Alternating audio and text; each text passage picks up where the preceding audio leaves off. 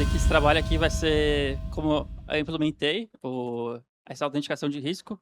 E eu fazer também meio que um trabalho exploratório, assim, como eu fiz meus testes, os problemas que eu enfrentei e como eu fui modificando meus prompts e tal para ter um resultado melhor.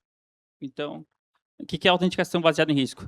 É um mecanismo que eu vou usar, antes de login e na real na hora de login para verificar se esse login é um login suspeito. E com isso eu vou criar uma métrica, e com essa métrica eu posso fazer, meio que qualquer ação baseado nesse score que eu vou ter calculado, com essas métricas aqui. Geralmente eu vou usar alguma combinação dessas métricas aqui, então, geolocalização, esse device fingerprint, que seria de qual dispositivo eu estou usando, a reputação do endereço, que se for um endereço que assim, já sabem que é suspeito, eu vou também botar meio que um ponto dizendo assim: esse IP é suspeito e então aumente o risco.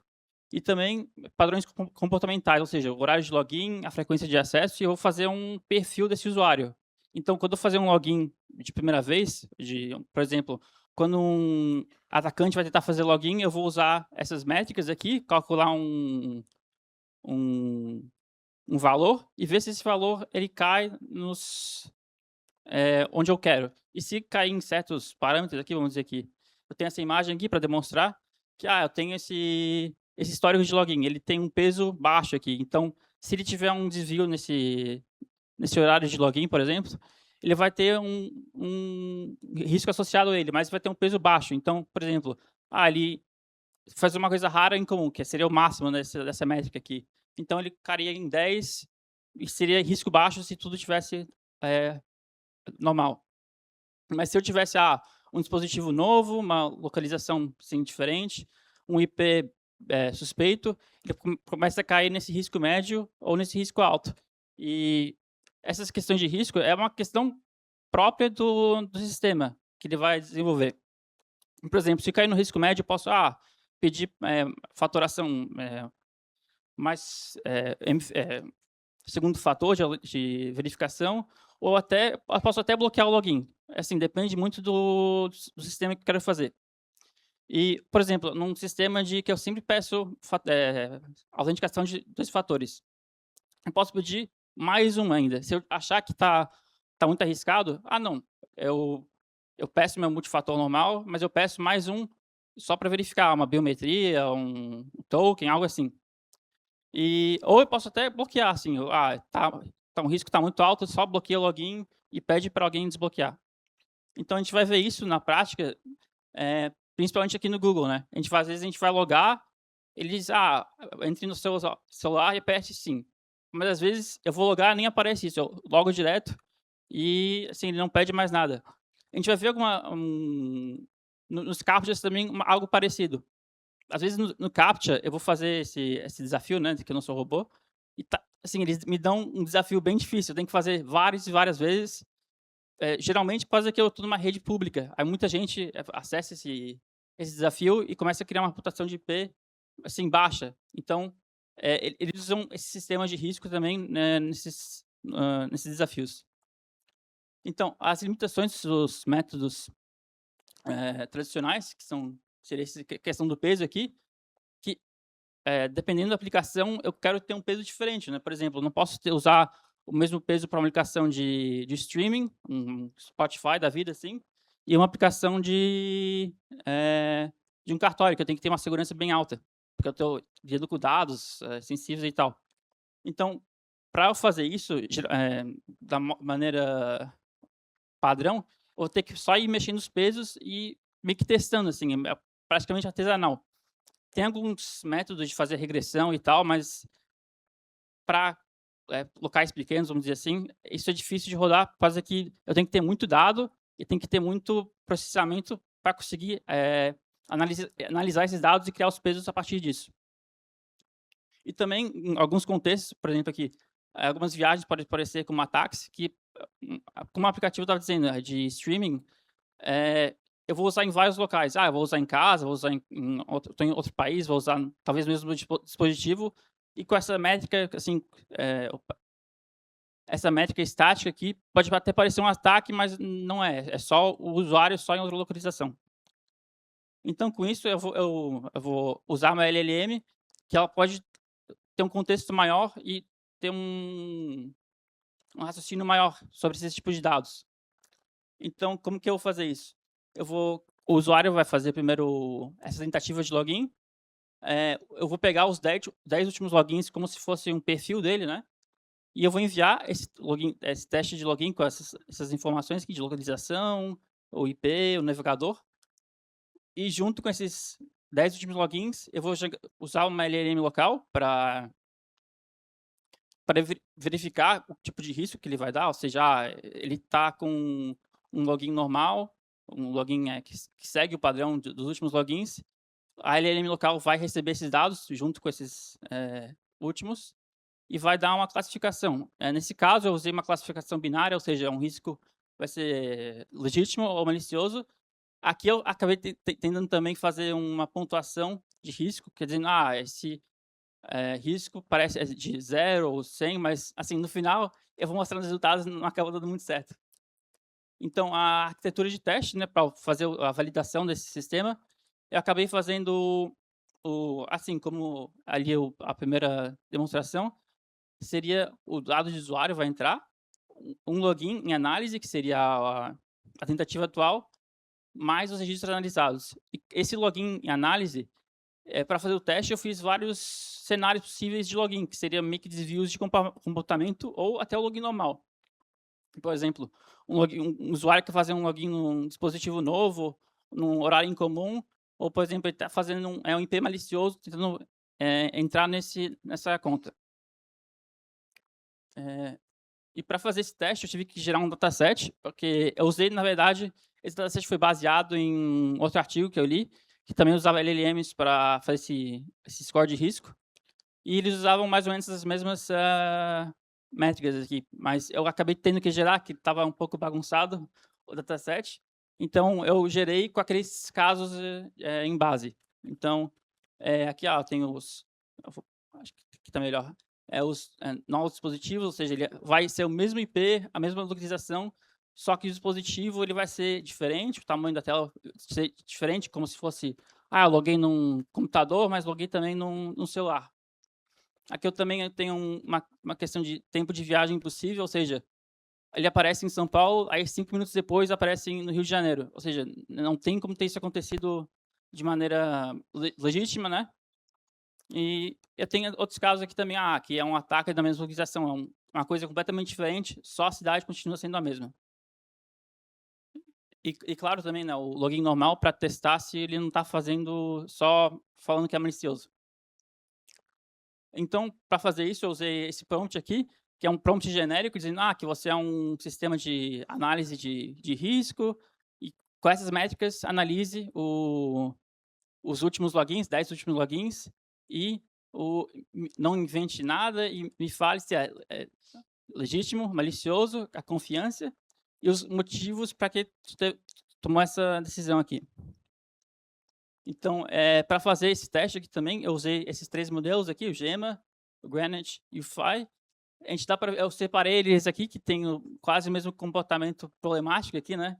Que o Phi, ele disse que tudo é malicioso, e o Granite também disse que tudo é malicioso, mas esse aqui teve outro problema, que eu vou entrar depois, mas esse daqui ele conseguiu já falar que algumas coisas Maria são maliciosas. Aqui também ele falou que muitos testes legítimos, né, que eu determinei como legítimo aqui, deixa eu ver aqui. Esses testes aqui que eu determinei como legítimo, eles disseram que são maliciosos, mas mesmo assim ele conseguiu aceitar alguns. Então, com isso aqui eu falei assim, tem que começar a melhorar o prompt que não está dando muito certo. Se eu ver aqui, fazer uma análise, o Grant, ele falava que tudo era malicioso, mesmo não fazendo muito sentido o que ele estava dando de resposta, de motivo, né? Por exemplo, ele fala que o IP é consistente, tudo, assim, meio que casa com o perfil do usuário, mas mesmo assim ele falava que era malicioso. E o Fai tinha quase a mesma ideia. Ele falava que ele, assim, meio que tudo casa, mas de qualquer jeito ele falava que era malicioso. O Fly foi um pouco, o Grant, na verdade, foi um pouco pior, que eu mandava o prompt, ele não seguiu o prompt. Eu queria dizer com isso, eu falava para ele receber, mandar a resposta de certo jeito e ele não mandava de certo jeito. Ele mandava um JSON errado. Então, eu acabei não usando esses modelos porque os resultados foi muito ruim esse primeiro teste. E se eu ver o gema aqui, ele errava, mas ele errava de um jeito diferente. Ele fala que o login ele casa, né, com os 10 últimos logins, mas ele está usando um novo dispositivo, ou seja, ele parece que é um login malicioso. Isso me deu a levar que, assim, o meu prompt está ruim, que eu não estou dizendo o que é malicioso, o que é legítimo. Eu só fiz um prompt genérico e assim, meio que falei, se vira, não falei ao que eu queria da LLM.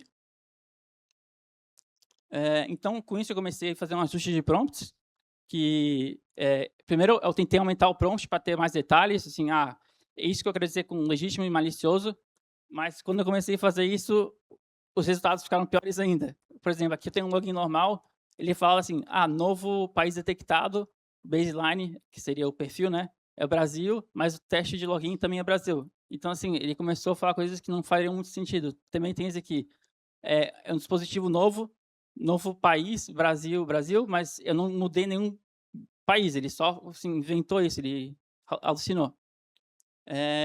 Então, depois disso que eu fiz esses testes, eu diminui o tamanho do prompt, eu vou mostrar depois o tamanho que ele ficou, e aqueles logins de teste, né, os logins para criar o perfil, eu diminui para 5.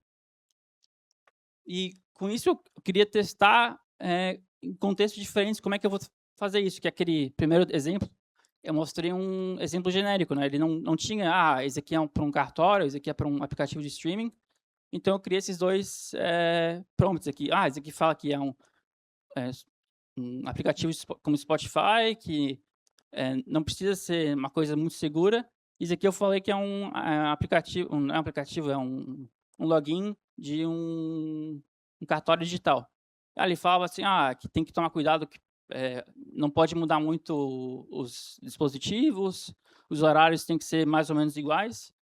E para eu comparar esses dois aqui, eu não posso usar o mesmo perfil de risco, né? Os cenários não podem ser completamente iguais, que num cartório tem que ter muito mais segurança comparado com esse aplicativo, né, que seria aqui. Então, aqui eu tenho mesmos...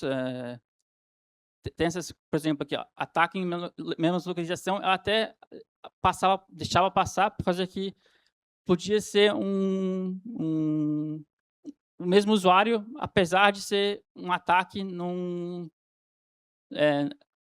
cenário de teste, que seria o cartório. Mesmo sendo um ataque, né? Mas, assim, para a questão do usuário, eu quero deixar ele passar só para deixar a experiência dele melhor. Então, com esse teste aqui, o que acaba chegando, assim, eu tenho ainda as mesmas tendências dos modelos que eu usei, que ele ainda tem a tendência de ser malicioso. Ele fala que tudo é malicioso, mas alguns ele fala que é legítimos, apesar de ser malicioso. Isso aqui pode ser a questão minha, que os perfis, né, que eu decidi aqui, mas, assim, não dá para comparar de um a um, por causa que são cenários diferentes. E aqui teve quase o mesmo problema que eu vi anteriormente, primeiro teste, mas aqui ele conseguiu até ter mais legítimos corretamente, não falou que é tudo malicioso. Tanto que ele teve até alguns testes aqui, que ele falou que é legítimo, mas era malicioso, assim, pelo que eu defini. Então, esses aqui acabam sendo os meus resultados em geral aqui. Assim, não dá para só ver a acurácia e falar é isso ou aquilo, por causa que são contextos diferentes, claro. Mas também eu tive um problema que, quando eu fui ver as respostas, as razões, parecia que ele estava até ignorando um pouco o prompt. Ele fala assim, que era malicioso, que era legítimo, quando eu explicitamente falei que esse comportamento é malicioso. Eu acho que tem a ver também com o tamanho do modelo, né, que é um modelo muito pequeno, rodei uma 1060, e também eu tive um problema de tempo, né, que assim, eu tenho que fazer a autenticação, aí eu jogo esse esse login com teste, né, e o baseline. E ele demorava bastante tempo para fazer isso, dava uns 20, sei lá, 20 segundos, então num contexto de login verdadeiro, é um pouco inaceitável demorar 20 segundos para fazer essa análise. Então acho que, assim, acho que dá para melhorar esses resultados usando um modelo melhor, mas acho que pelo menos esses resultados preliminares aqui parecem com uma camada acima, né, mais uma camada de segurança, funciona até razoavelmente bem. Parabéns pelo trabalho, pelo desafio, né, que é interessante, né, negócio importante para fazer autenticação, né. Eu acredito, sinceramente, que teremos modelos de linguagem rodando em chips, né, pequeninhos, rápidos, eficientes, em poucos anos. 5, talvez em 10 anos, né, você vai ter um modelo de linguagem rodando no teu celular, pequenininho, pequenininho, o modelo vai ser mais bem feito, né, mesmo assim o chip vai ser tão rápido que ele vai rodar no teu celular, vai rodar num chipzinho pequenininho, vai ser super rápido, né. Hoje precisa de um servidor, equipamento, né, mas no futuro não, vai ser muito rápido, em 5, 10 anos no máximo, né. Nesse cenário, o que que tu acha? Com certeza sim, sim, se eu tiver um modelo melhor e mais rápido, com certeza vai aumentar a viabilidade. Tanto que um trabalho que eu usei como referência, ele usava o Gemini, porque ele tinha a questão do contexto bem grande, e eles tiveram resultados bem interessantes também. Então, acho que, também tem essa questão do modelo, né, esse advento dos modelos e tal.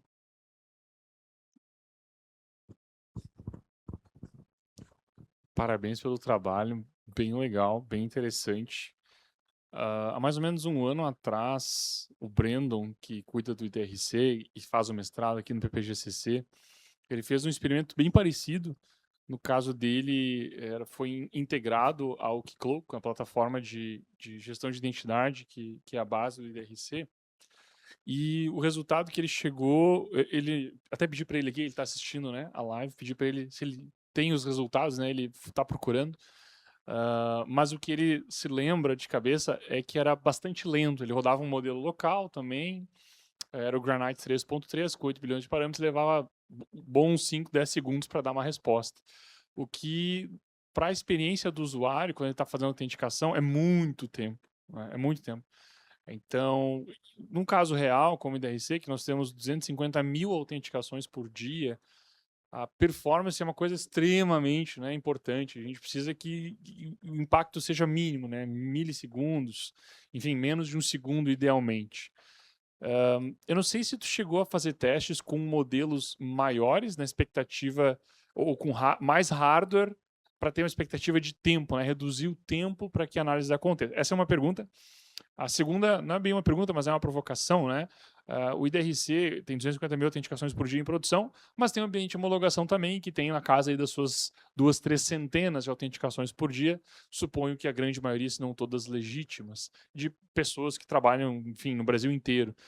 Então, me parece muito factível de nós, e eu faço a provocação, né? Gerarmos um dataset dessas autenticações, trazendo, né, geolocalização, enfim, a gente pede um monte de coisa no IDRC, e fornecer isso, né, para ser um dataset para uma pesquisa relacionada à autenticação adaptativa. Sua pesquisa, o Breno pode voltar a fazer essa pesquisa, outros alunos, né, que vierem a pesquisar sobre isso, podem usar um dataset real, né, não precisa criar, talvez criar só os ataques, mas a parte realística está ali fornecida. Então, faço isso.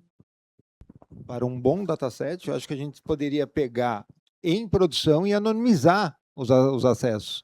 Trocaria CPF, trocaria nome, trocaria tudo que identifica a pessoa, mas com dados oficiais, porque aí você tem a localização, né? Você pega aquele CPF, você troca para um outro identificador, né? Só para você ter a recorrência deles. E pegar se você pegar 5% por dia, 1% por dia, de forma aleatória, vai dar um resultado muito melhor do que a homologação. Acho que a homologação vai ser um universo que não vai refletir de forma precisa o que a gente quer.